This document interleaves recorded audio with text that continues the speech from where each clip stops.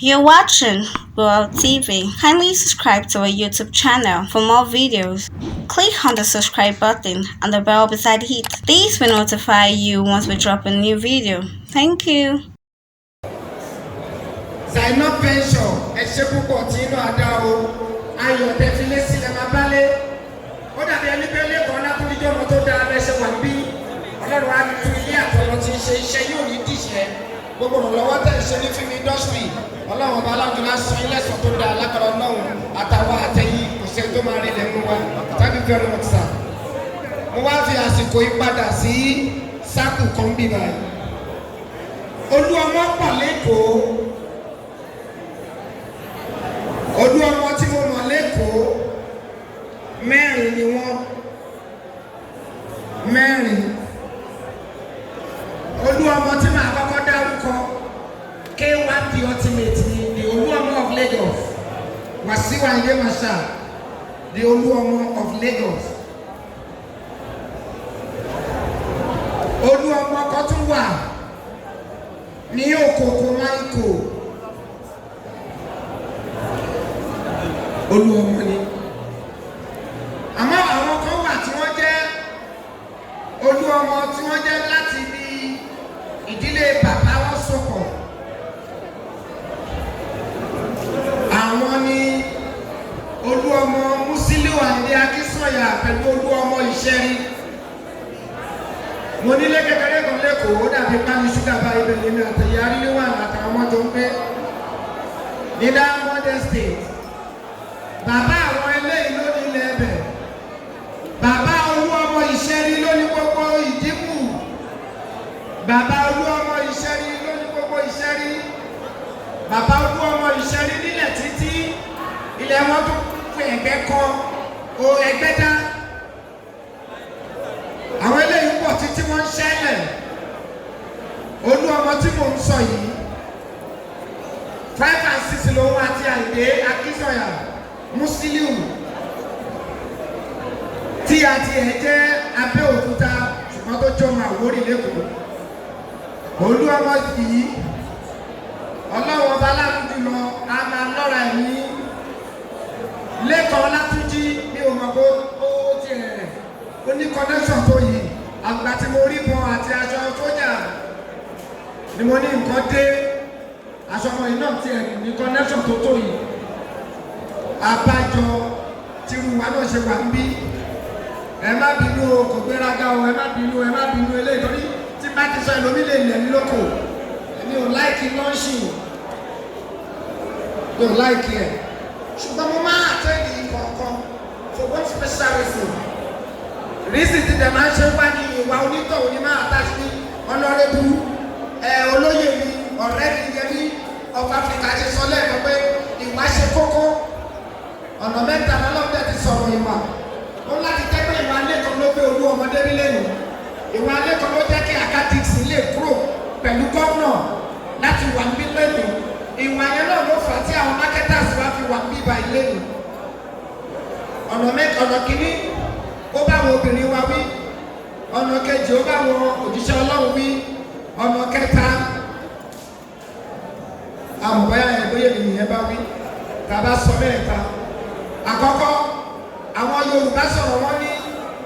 ìwà lẹ́wà àti gbogbo mẹ́kọ̀ọ̀pù ojú wa àtẹ́pìtì tó múrẹ́yẹ tí ò bá sí ìwà ń bẹ̀ òfo ni wọ́n tún wá sọ wípé ìwà lẹ̀sìn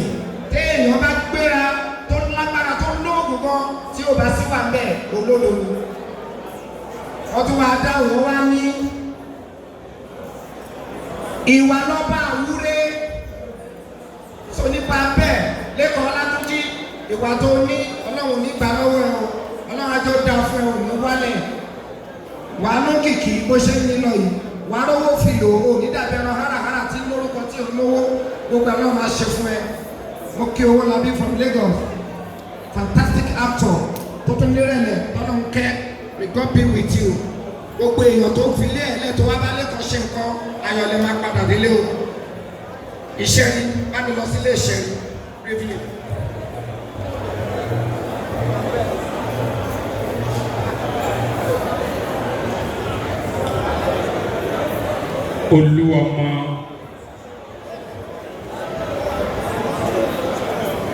Olúọmọ Honorable Idris Balogun Olúọmọ ìṣẹ́rí ọmọ ọlọ́kọ̀ ọmọ afàjẹwà ọmọ afògèdègèdè ọwọ́ wakọ̀délé ìṣẹ́rí ọmọ lọ́fìn ọmọ kí àárọ̀ ọmọ arìn lọ́sìn lágbára Ọlọ́run ìpadà bọ̀ sílé yín kò ní já síbi tí ò wúlò tọwọ́tọwọ́ ẹ bá wa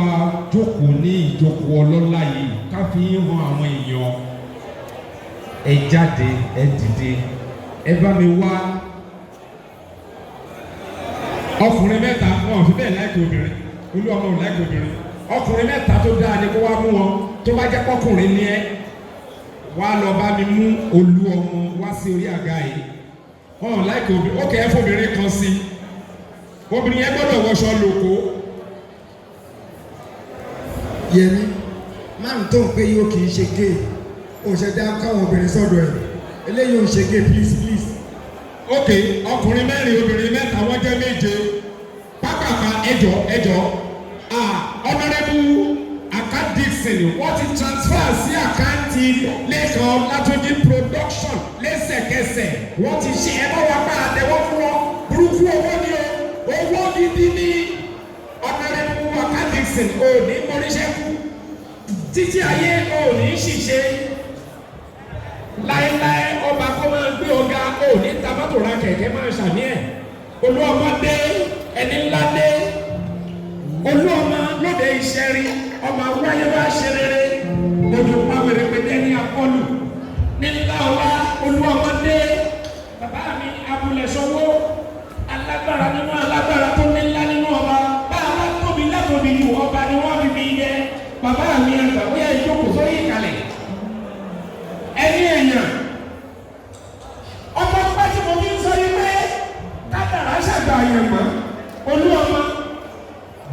Yẹmí Adégúndú là ń rí lọ́wọ́lọ́wọ́ ẹni bá yan rí mọ́ta nǹkan irú wọn ní lóògùn pákáleke òdodo ọ̀rọ̀ tó dájú kọ́ fẹ́lẹ́ ni pé kádàrá ń bẹ àyẹ̀wò sí wa Síkírù Àyìndé ló yan rí fújì jùjú ní tòbé gbogbo ayé ló lè fọnà rẹ̀ ṣẹ̀rí orí wákàtí sàláwá gbé wáyé àyìnlá ọmọ múra ló yan rí àpàdà wáyé lọ́jọ́ tá ní ìlẹ́jẹ̀ ti kú gbogbo ẹ̀ tó fẹ́ ṣe bí ọmọ múra ọmọ òdòdó fi rán wọn bàrà tí àyìnlá ti kú láti gbàgbé àpàdà oríire tó ń níláyé nínú kádàrá ni ẹ̀yẹ wọ ẹyẹlé tó lórí tó fọ́nà tó jẹ́ pé ẹyẹ tó lórí ti ń sun lẹ́ni àdìgbò tó kórì náà ràn wáyé inú gbóná ló wà ọ̀rẹ́ má wulẹ̀ bínú káwọn orí rẹ̀ ò bá dáa tó bọ̀ náà rẹ̀ ìwọ kọ́ lọ́ba mọ̀rímọ̀rí ló kórì kárí ara bí kádàrá ṣe ṣí ọ àwọn tó láyé kò ní jẹ́ kó ń jẹ sọ́fìn Olúọmọ ò ní ṣáku àgbàdo kì í gbólógbó náà ló kẹ́dùn gbogbo ẹni bá ń perí rẹ ọ̀rọ̀ kúlẹ̀ níta lọ alágẹmọ kì í kú lọ́jọ́ ìpè ọdúndọ̀dọ̀ tó bá bọ̀ bárẹ̀ àwọn àdúgbò mọ̀dà.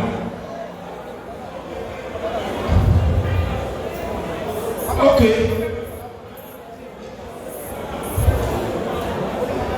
now Olúọmọ ẹ ti tọ́ṣì dé sí ayé àwọn èèyàn ẹ ní kú lọ́la ẹ ní kú lọ́kùnrin ẹ ní kú jọ mẹ́rin ẹ ní kú láéláé kò sí ìgbà tí Ọlọ́run sọ pé ẹ̀rùdé sí i láyé tí ò jẹ́ pálùdé náà lè máa bára yín kò sí nǹkan tí èèyàn wá ń ṣe láyé lẹ́yìn ti ṣe gbogbo ẹ̀dá tó bá ti dá sí gbèsè ayé ọmọ làkejì ẹ̀ láyé tó jẹ́ ẹ̀sìn gangan nìyẹn o lè bẹ́ẹ̀ kú sí mọ́ṣáláṣí tí wàá ẹ̀ ò bá dá iná ní Olúọmọ Lẹ́kan Látúnjí Lẹ́kan Látúnjí darí wà lẹ́yìn olórí ni ok bàbá wà ní. Olúọmọ I know before you came here today you have been assisting Olamide Olatuji as you have been doing that God will assist you in all your undertaking but with due respect now we want your support. You can announce it, you might not do it, you know how to do it. Editor wa ti pẹ́ kọ́nà máa yà ní ẹ ṣé púpọ̀. Nǹkan méjì látòrí ẹ̀pẹ̀ nǹkan àkọ́kọ́ ẹ máa bá wa fún èyí kan ní award. Nǹkan kejì ẹ máa bá wa tẹ bá máa fi ṣe support fún lẹ́kọ̀ọ́ ẹ bá wa ṣe kí. Ṣùgbọ́n tẹ bá ní ọ̀rọ̀ ìyànjú fún lẹ́kọ̀ọ́ nìkan bá wa àti owó àwa tá à ń ṣeré orí ìtàgé ẹ̀mí ọba wọn náà ké ní ọ̀rọ̀ àwọn àgbàgbọ́ òṣèré náà wọ́n á ké bẹ̀ ẹ̀ lè sọ fún wa with due respect because be with you.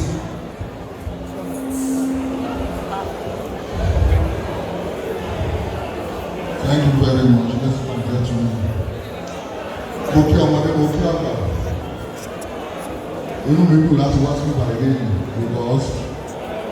Lekan Latuju is a brother to me and is very always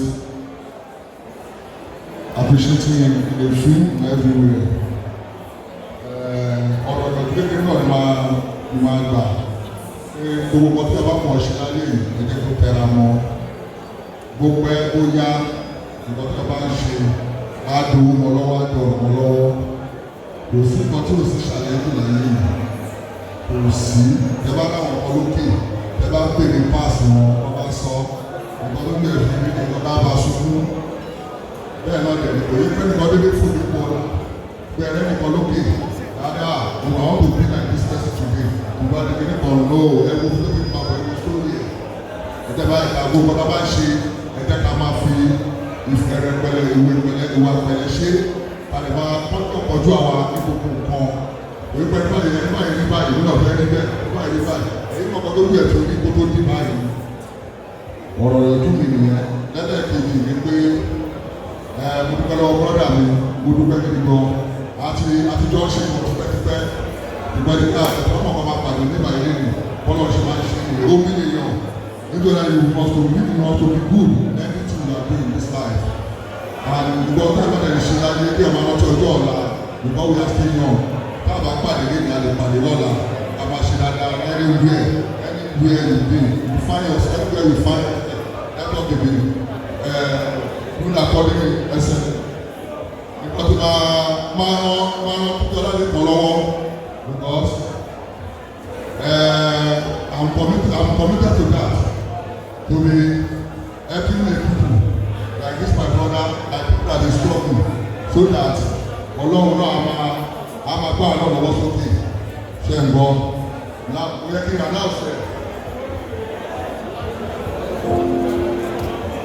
announce lọ́mọ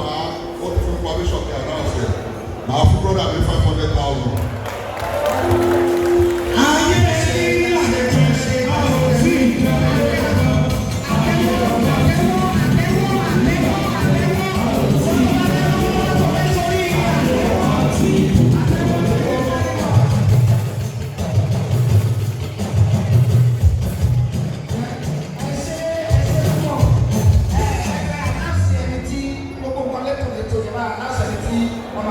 Àwọn kọ́kàrí tí wọ́n lè lọ jó kankan bí sáà wọ́n bá bẹ́ẹ̀ ọ̀pọ̀láwọ̀ àwọn ọmọ bẹ́ẹ̀ ọ̀pọ̀láwọ̀ bẹ́ẹ̀ pèsèntì àwọ̀. Mr. Lateef Gbadebo Adeboye àwọn dà má dàbà bá dúró Mr. Lateef Gbadebo Adeboye.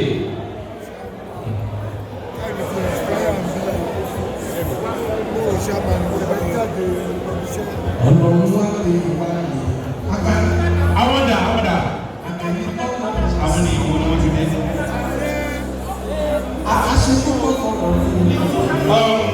Àwọn olùdá.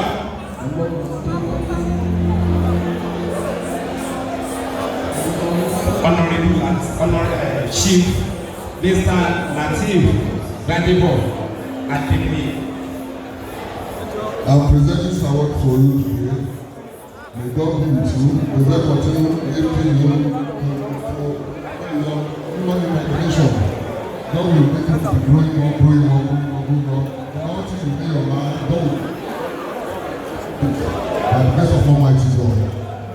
Olúwa ẹ káàbọ̀ sí Ọlọ́run ọmọ tó bẹ́ẹ̀.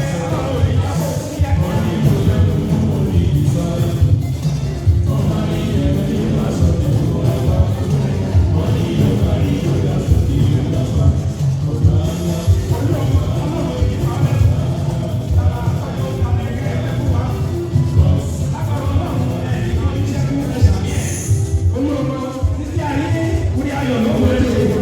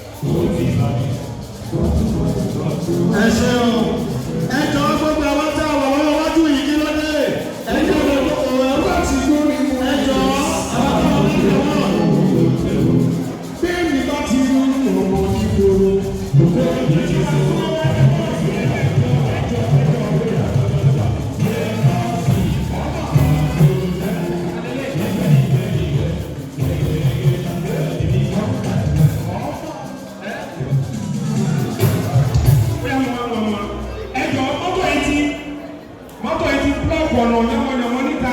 kò sí mọ́tò kankan tó lè kọjá dárúkọ ẹ̀ ẹ̀jẹ̀ bá gbé mọ́tò ìkúrò lọ́nà. Toyota Sports Ella. Thanks for watching this video. Don't forget to click the subscribe button, kindly comment and share. Thank you, Boya TV.